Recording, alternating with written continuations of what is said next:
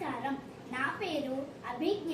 నేను ఈరోజు మహాభారతంలోని శశిరేఖ పరిణయం అనే ఒక చిన్న ఘట్టాన్ని మీతో పంచుకోబోతున్నాను.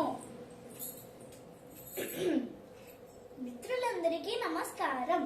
నా పేరు శశిరేఖ. నేనెవరో తెలుసా మీకు? నేను అర్జునుడి కొడుకు అభిమన్యుడిని పెళ్లి చేసుకోబోయే రాకుమారిని.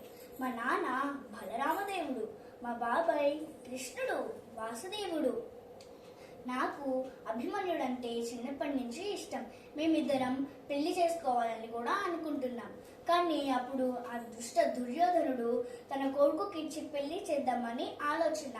కానీ మా నాన్నకేమో ఆ దుర్యోధనుడు అంటే చాలా ఇష్టం. మరి అప్పుడు ఆ దుర్యోధనుడు తన కొడుకునైన లక్ష్మణ కుమారుడికి ఇచ్చి పెళ్లి చేద్దామని మా నాన్నని వెంటనే ఒప్పించేశాడు. కానీ నాకేమో పెళ్లి అస్సలు ఇష్టం లేదు. అప్పుడు మా బాబాయ్ కృష్ణుడు ఘటోత్కచుని సహాయం తీసుకున్నాడు.